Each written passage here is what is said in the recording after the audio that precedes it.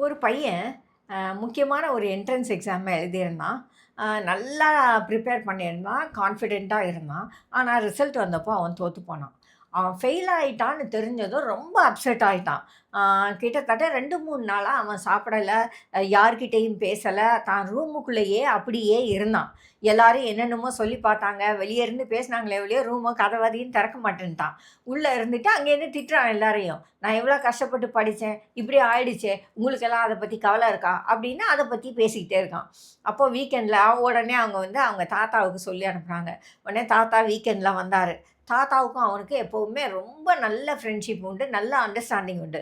உடனே அப்ப தாத்தா வெளிய இருந்து சொன்னாரு, "எப்பா நீ கதவ தெற. நானும் உன் கூட சேர்ந்து துக்கம் கொண்டாடலான்னு இருக்கேன்." அப்படின்னு சொன்னதும், உடனே அவன் வந்து கதவ திறந்துட்டான். பாருங்க தாத்தா, இவங்க யாருக்குமே புரியல. நான் எவ்வளவு கஷ்டப்பட்டுக்கிட்டு இருக்கேன்னு. நான் அதில ஃபெயில் ஆனது எவ்வளோ பெரிய தப்பு தெரியுமா?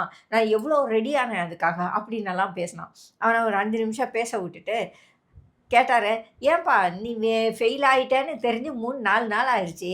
இன்னமும் அந்த பழைய லக்கேஜையே தூக்கிட்டு ஏன் 4 நாளா திரியிற?" அப்படின்னு கேட்டாரு. "என்ன பழைய லக்கேஜ்ன்னு சொல்றீங்க?" "ஆமா, நீ ஃபெயில் ஆகி 4 நாள் ஆயிருச்சு. அடுத்தாப்புல 3 நாள் புதுசு புதுசா முழுசா உனக்கு 3 நாள் கிடைச்சது. அந்த நாள் எல்லாத்தையுமே நீ ஒரு பழைய லக்கேஜ மனசுல வச்சுக்கிட்டே வேஸ்ட் பண்ணிட்ட. இனியும் அப்படியே இருக்க போறியா?" அப்படின்னு கேட்டாரு. எப்பவுமே நமக்கு உள்ள ப்ராப்ளம் அதுதான். நம்மளால ஃபெயிலியர விட்டு ஈஸியா வெளிய வர முடியல. அது அந்த வெயிட் வந்து நம்ம மனசுல, நம்ம மூளையில அப்படியே இருந்து போகுது.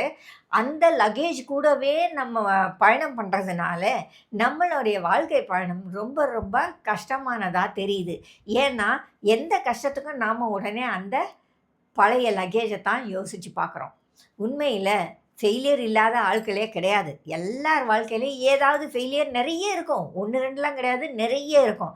ஆனாலும் அதையெல்லாம் அங்கங்கே இறக்கி வச்சுட்டு, அதில படிச்ச பாடத்தை மட்டும் எடுத்துக்கிட்டு, தொடர்ந்து வாழ்க்கைய நடத்துனோம்னா, நமக்கு பெரிய பிரச்சனைகள் வராது. அன்னைக்கு எனக்கு அது நடந்தது, இன்னைக்கு இது நடந்தது அப்படின்னு அந்த லோட மனசுல வச்சுக்கிட்டே இருக்கும்போது தான், நமக்கு வாழ்க்கை பாதை ரொம்ப கடினமா தெரியுது. ஆகையினால எப்படிப்பட்ட ஃபெயிலியரா இருந்தாலும் சரி, எவ்வளோ பெரிய கஷ்டங்களா இருந்தாலும் சரி, அத அன்னன்னைக்கே இறக்கி வச்சுடுங்க. அடுத்தடுத்த நாள ஃப்ரெஷ்ஷா நீங்க மீட் பண்ணுங்க. அடுத்தடுத்த நாள நீங்க ஒரு சேலஞ்சா பார்த்து, அத நீங்க ஃபேஸ் பண்ண ரெடி ஆகும்போது, பழைய சுமைகள் உங்கள விட்டு கம்ப்ளீட்டா இறங்கி போயிடும். ஏன்னா, அந்த சுமைகளால இனிமே உங்க வாழ்க்கையில எந்த பிரயோஜனமும் கிடையாது. அதை ஏன் தூக்கிக்கிட்டு நடக்கணும்? அவசியம் இல்ல. இல்லையா? ஆகையினால ஒவ்வொரு நாளையும் பழைய சுமைகள் எதுவுமே இல்லாம ஃப்ரெஷ்ஷா எதிர்கொள்ளுங்க.